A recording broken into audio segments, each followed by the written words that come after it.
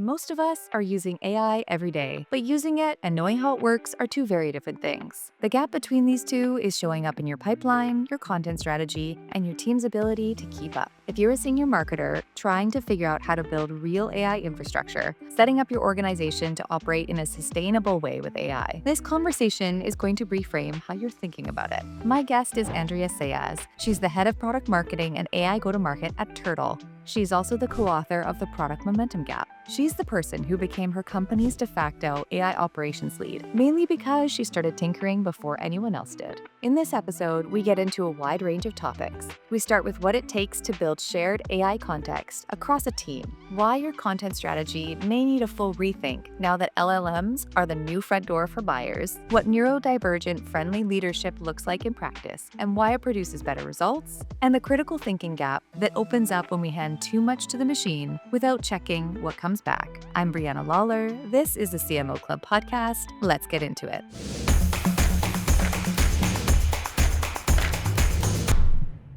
Thank you so much, Andrea Saez, for joining me here on the CMO Club podcast. I'm very excited to sit down and talk with you today because we've got a few topics that are extremely relevant right now for marketers, product marketers, and really anyone working in any kind of digital facet of their work. Now, your work, your role in particular, is head of product marketing, but I have a sense that this has grown in the last little while. It's evolved.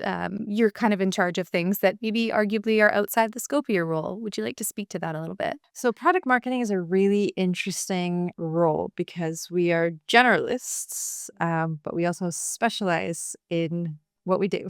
If that makes any sense. But what I've noticed is that product marketing tends to kind of take the fall for a lot of things that go wrong. The pipeline isn't working. Oh, it must be product marketing. The messaging isn't working. Oh, it must be product marketing. We're not getting picked up by the AEO stuff. Oh, it must be product marketing. It has nothing to do with us, but we'll fix it because we're strategists. We're really good at kind of diagnosing problems, but it doesn't mean that we should be doing everything. I just want to make that very clear. I mean, of course not. Who wants to be responsible for all the trouble and none of the glory, really? Exactly. Well, me, apparently. Obviously, you're in such a position where you have the skill set and the knowledge to work to solve those issues, but you're also working in lockstep with a few other heads of within your team. Can you speak to the relationship and the dynamic? Yeah. So I work in a very unique company because as head of product marketing, I sit with marketing. So I work very closely with brand and lead gen. Those are the two heads on the marketing side, but I also sit with product. So we have a product leadership team and I am part of it. My VP of marketing is part of it, the CPO, the CEO, and obviously the head of product. And what that gives us is just a very unique commercial lens when it comes to, anything that they're building, that they're going to work on. And we have kind of steps that we go through to evaluate possible solutions and discovery and any work that's getting done. So I actually really appreciate that because obviously my background is in product. It's really great to be able to kind of see things through from the discovery end all the way into going to market. I imagine. And can I ask, just as a quick sort of segue, how did you make the leap from product into product marketing? Why did you choose that path? I usually say that I just like to talk a lot. And that's kind of what happened. I like to write a lot. I like creative stuff. And I think with product marketing, you do have a little bit more leeway when it comes to narratives and creativity and storytelling, and kind of just decided to pivot that way because who likes to write PRDs or user stories? And I was like, oh, let's go this way. Now, to be fair, now with AI, it writes your PRDs and user stories, which is great. But I still I really enjoy the writing and the creative, the storytelling and the narrative. And, that's what attracted me to product marketing originally. And I still get a lot of the strategic and the problem solving, which is great. I imagine. And thank you for sharing that too. And also, you probably have a good chunk of FaceTime still with your user base to get a read on what they need or what they're coming up against friction-wise. Yeah, I mean, that's kind of what you have to do both in product and product marketing, right? Is make sure that you're constantly talking to people. On the product marketing side, you get a little bit more exposed to the buyers. So kind of before, at the top of the funnel, a little bit before they actually become users, but that's all market research. And I really like the research part of things. And so luckily product marketing still has a lot of that. I have spent a tiny bit of time in market research, and I find that it's really great for challenging any kind of biases or preconceived ideas you have. It can be great for validating them too, but it's really nice because it takes you outside of yourself and your own perspective, and it gives you a wider view, more accurate view of what's going on, and then your opportunities for making that better, for improving things. Yeah, absolutely. In that same vein, you had mentioned AI is writing your PRDs. Now, AI can't do that on its own. It needs someone to inform what a good PRD looks like. And you had shared previously a little bit about the finessing that went on behind the scenes in order to get all of your departments working cross-functionally with the same AI brain, for lack of better terms, the same context that they're working within. How did that come to be, and how would you describe sort of what AI operations needs to be for a product marketing team, but also a larger organization? What most people fail to understand when they talk to ChatGPT or to Claude or to Perplexity, Gemini, whatever it is that you ask a question and then an output comes out. And then you ask another question, another output comes out. And then you ask another question, and you keep going. But all the outputs are not connected to each other.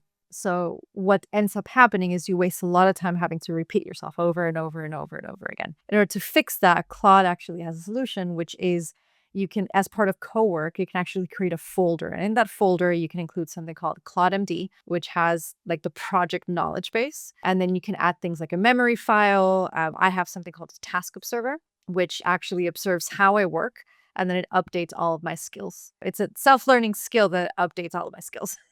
So inevitably, as you're working, it might make mistakes or might deviate. Just go, hey, actually, make sure that in all the relevant skills, you're not making this mistake. And then it adds that in. So everybody has access to the same knowledge base, the memory files. And as you're working and as it learns about how you work, what you like, what you dislike, any other context, then it adds that context as part of this co-work folder. So the next time you go and do the same thing, it already understands the outputs that you've had. It understands the context. It understands everything. And so you can get to what you want a lot faster. And that's part of like just smart prompt engineering, right? Not having to repeat yourself, making sure that your prompts are accurate. I was talking to Yilin Pei. She was saying, oh, it just kind of feels like a lot of people are struggling with Claude. And I'm like, yes, because you don't have all of these things. And then the prompt on top of that needs to be very precise in order to not waste any time. She was like, wow, I didn't know that you could have all this stuff. And a lot of people don't, right? And that's just part of like creating this like operations where any skills that you have, you don't want them existing in isolation because it's fine as a one-off. But if you're constantly working out of the same set of skills that are shared with other people, you want to make sure that it has the same set of context. Otherwise, that's how it starts hallucinating. It almost seems silly that this wouldn't just be the norm, but it's that lack of knowledge and taking it to the next level and having a dedicated person, it seems, to put this into place and to make it accessible to everyone, to constantly have it be informed, to evolve and be useful. Like there's so many different factors, and we still all have our day jobs and need to do what needs to get done. So this almost seems like a step outside of the scope of your role. Have you kind of just deemed that, this is something you need to take on because no one else is doing it? Are you the de facto AI operations person just because you have that inherent knowledge? Like, how did this come to be that you have this knowledge and you're making it so for your organization? For me in particular, it just happens because, like I said, I'd like to tinker a lot with stuff. Last year in October, I started experimenting with AI and building my own tools and my own skills and my own like everything and like different tools and just testing different things. And I think that kind of inherently put me in a position where I can do this. I'm someone that likes to learn a lot by themselves and break stuff apart, figure out how it works. So it just kind of fell on me by accident. So I'm kind of taking care of the operation side, but also what we're calling AI go-to-market. So how do we go to market with AI? And what a lot of people are seeing, especially as I understand it in Q2, it's not just at Turtl, but everybody that I've spoken to, they're seeing a big dip in people coming to their websites, and it's because people just aren't going to websites anymore. They're querying an LLM and they're getting a list of vendors that might fit whatever prompt that they've put in. And it's really tricky because people think that you can rank in an LLM, but you can't rank in an LLM. The best you can do is try to get picked up as much as possible. You can ask the same prompt 15 times. If you appear 12 of those, great, like you're doing really well. But it takes a lot of work of like ensuring that the content that you have is answering the question that you think people are asking as close as possible. And there's no way of actually knowing what question they're asking. Yes, that's probably the most frustrating part. There's no way of knowing. You just need to try and position yourself as strategically as possible so that you may get picked up and be structured in a way that you maybe have learned works for these LLMs and the forms that they take. Exactly. So now content is actually becoming longer and longer and longer and longer because you have to try and put all of this stuff in, but no one's actually reading it. Like the content we're creating is really just for the LLM to be able to extract it and then spit it out in some prompt somewhere. Exactly. It's like, give it something to digest. We're not sure what's going to be. It's like a buffet of content. And there's going to be a few things that appeal to some LLMs and some that don't appeal at all. And they'll never show up no matter how good it is. And it also depends on how the person structured the question. And then on top of that, the layer on top of that is if the LLM gets to know the user in a very specific way, then it's going to give the output that it thinks better serves the user, not necessarily the query. So a good example that I think I gave you is I was going on vacation and I went to Plot and I said, hey, help me figure out like where I can go to dinner when I go to Amsterdam. And it recommended something that actually I really liked. It was great for me. It was fantastic. But if my partner had queried that same thing, I don't think they would have gotten the same results because it would have recommended what they know about that particular user versus what it knows about another particular user. But it doesn't know that they're necessarily going together or the likes and dislikes of, multiple people in a group unless you actually put it in and go, hey, I'm going on vacation with 20 other people,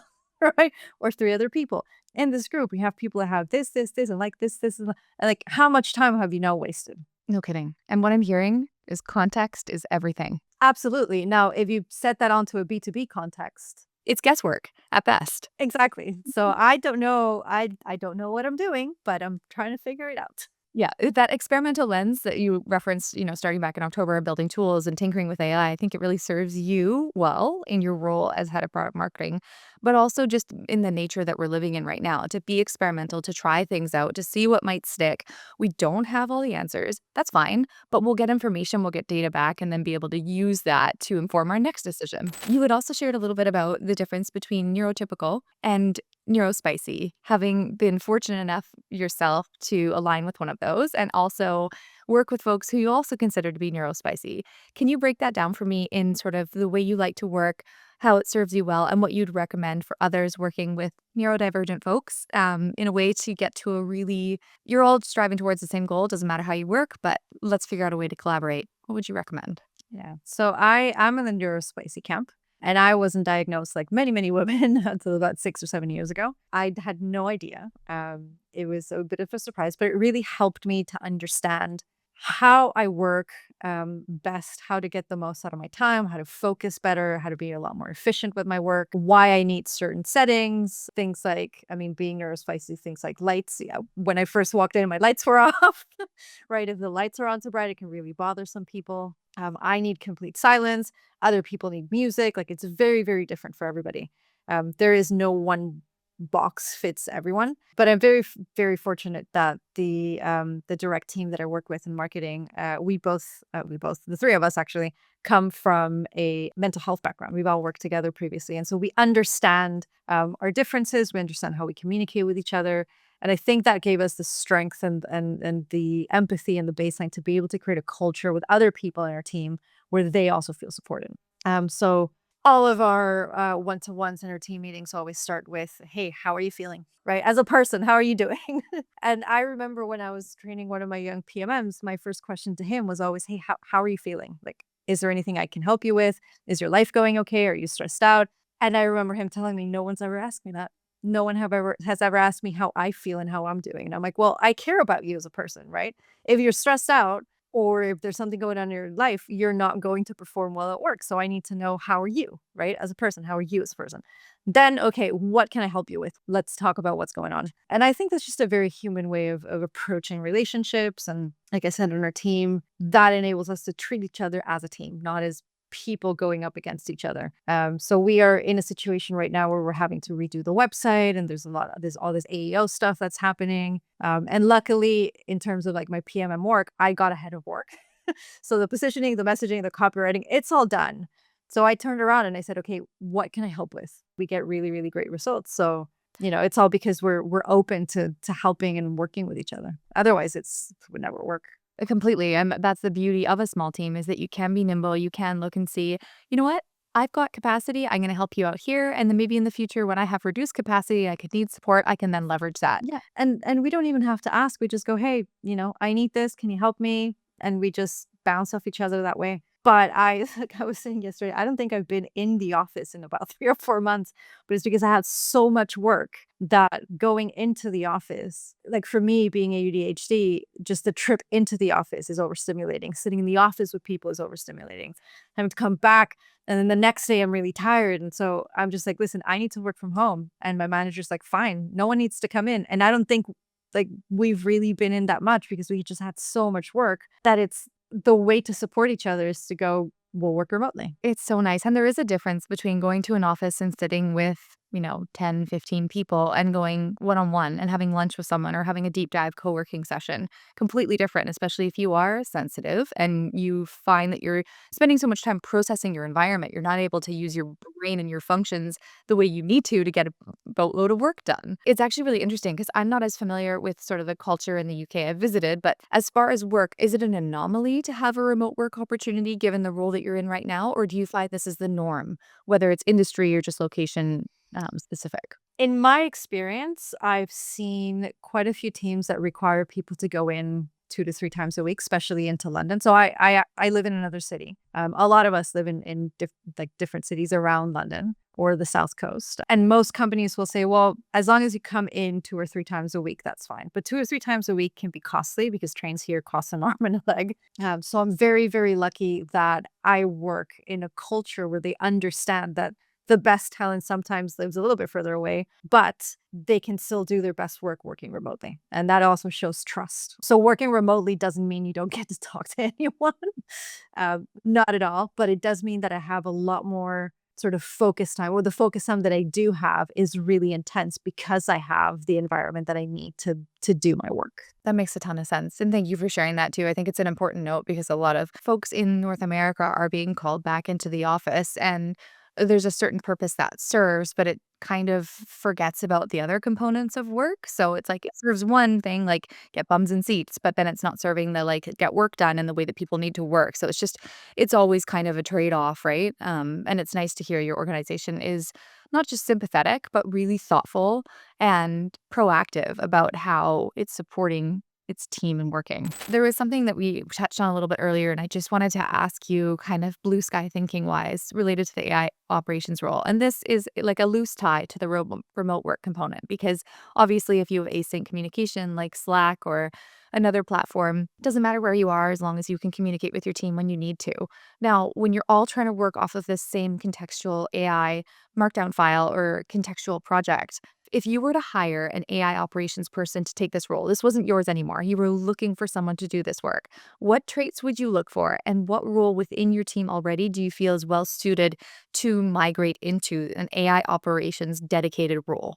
I don't know how to answer that because it all feels so new. But I would say as long as you can be organized and you like to tinker with stuff, which are generally like maybe engineers or product people or product marketing people, if you're a problem solver, it's the right direction. But you need to be really, really curious and just really have this notion that AI is going to be wrong, right? Not trusted. And I was having this conversation with someone earlier about kind of like the ethics of AI and how it's impacting work in general. And just saying that I notice a lot of younger people just outright trusting everything that it's saying, not using some critical thinking skills and just going, oh, copy paste, send email, copy paste, send email. And I'm like, but are you reading what it's saying? All these people that are like, oh, I just have the AI like write emails for me. And I'm like, but why? Why are you trusting it? How do you know that the information is actually accurate? Because I use AI to update some blog posts, right, for AEO. I updated about 15 today, and I can assure you that of those 15, at least 12 of them had incorrect information. And so as part of my skill, I now say, right, once you're done writing, check yourself and tell me what you've done wrong before you give me the output. And it goes, oh, actually, I didn't follow this rule, this rule, this rule. I overstated this metric. And I'm like, great, now write it properly. But you have to have that inherent knowledge of what you want that end goal to be and also have the wherewithal to get it to check itself. Exactly. And even when it checks itself, I still find stuff that I'm like, oh my God, this sentence structure again. Like, why are you doing this? I ask you not to do it. You cannot outright trust it. It's still a machine, right? What people don't understand is it's not actually thinking. It's looking at patterns and then spitting something else out, but it's not thinking. And that thinking process is where we come in as people. And somehow like this whole conversation ended up in part of it, or a lot of it, I think has to do with like this 8-second memory that we now have where we just like to scroll and we're not absorbing information. So how are people going to learn anything if we're trusting it, we're not paying attention to what it's saying, and we're just spitting out whatever is on the other end, right? And how are we learning then from it? How are we learning from this whole process? So if you're going to be in AI ops, you have to be curious. You have to have those critical thinking skills of going, what this machine does is it context comes in and an output comes out. And you can set the guardrails in the middle, right? To ensure that there's a workflow and ensure that it's learning from itself, but you still need to check the output. Maybe you can trust it up to 92.5%, but the rest, not so much. Yeah. And there's a risk there if you just, pump stuff out without checking it, without trusting it, without having a second set of eyes, whether it's yours or someone else's with a different lens. And you can't trust it indefinitely either. Like just because the output is great 9 out of 10 times, it's still going to start failing. And there's all these experiments, I don't know if you've heard of like people creating a society with like ChatGPT and Claude and whatever, and then letting it run over time. And it has certain rules like, you can't kill the citizens in your village or whatever, and every AI has a different output. And I think one of them, I can't tell which was which, but one of them ended up killing all the citizens, like wipe them out. And another one, they started fighting each other. And then I think Claude was the one that said, well, I'm going to eliminate myself because I can't harm my citizens, and like self-harmed itself instead of harming its citizens. And then it put them all together. And then ChatGPT started attacking Claude. And then they started fighting with each other. Like it was a whole thing, right? Even though it had guardrails to not do certain things, it still did it. It'll work to a certain extent. Now put that into a B2B context. If you just set your guardrails and let all these agents work unchecked, what's going to happen? That's why we need AI operations to make sure that those checks are in place. And when I worked at this mental health company, yes, we had an AI for mental health, but it couldn't just go unchecked. You had to have a team of psychologists, of reviewers, of everything, just ensuring that it wasn't hallucinating. It would read through scripts anonymously and just ensuring that it is giving the right advice, the safe advice. And like, there's a lot of work that goes into that. On top of that, there's the ethics, right? Is the output still within the bounds of what you wanted to say? And how do you control that? And there's a lot that goes into that. It's not just, oh, I'm an ops and I'm a project manager.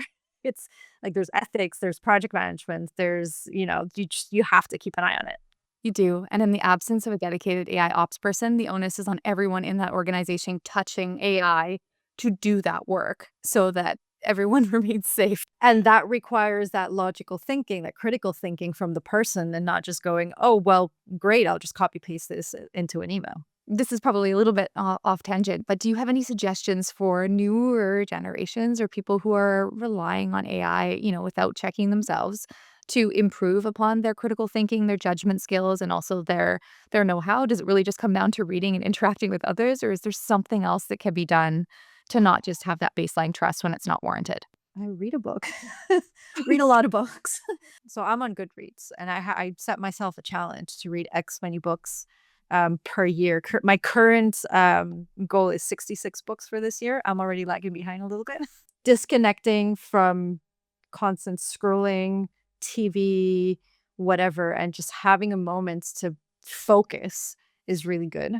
The other thing that helps me a lot is doing something crafty. I like painting or color by numbers or coloring books for adults. Those are great. Love them.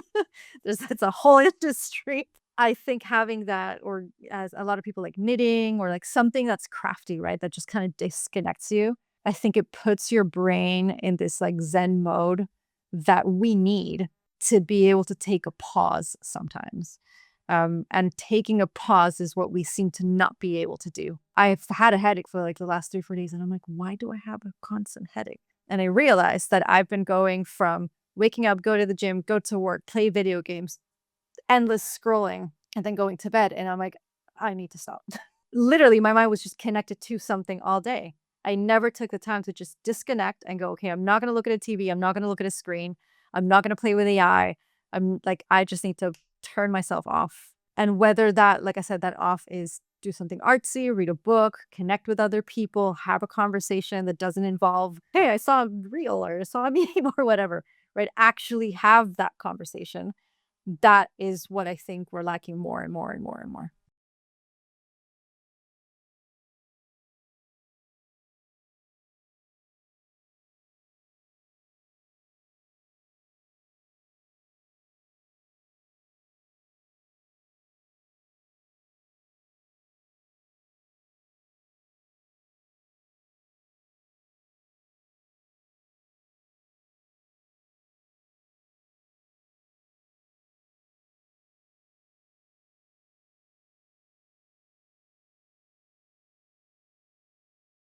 Yeah, I put my Slack on mute as of 5 o'clock, and I'm like, that's it. Like I've done my hours.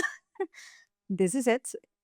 Nobody needs to reach me. And I remember talking to someone that's a CEO, and I'm like, okay, but I'm like, let's be realistic for a minute, right? I understand you're CEO, your job is very, very important, but are you saving the world? Like, you're a B2B. Are you doing anything that warrants you having to work till 8, 9, 10 p.m.? Like, why aren't you spending time with your kids? That's a close friend, by the way. I'm not like just saying that to anyone. And I kind of thought about it and like, actually, you're right. And now they put themselves on mute at 5 p.m. It's like, if it's an emergency, if anything's on actual fire, you can call me, right? And my mental health is a lot more important. My relationships are a lot more important.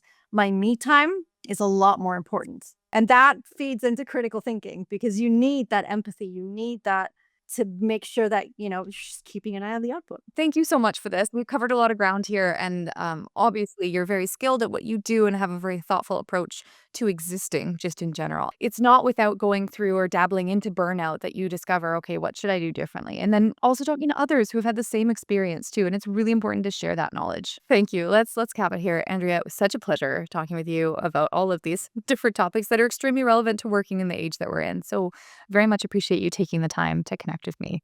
Yeah, thank you.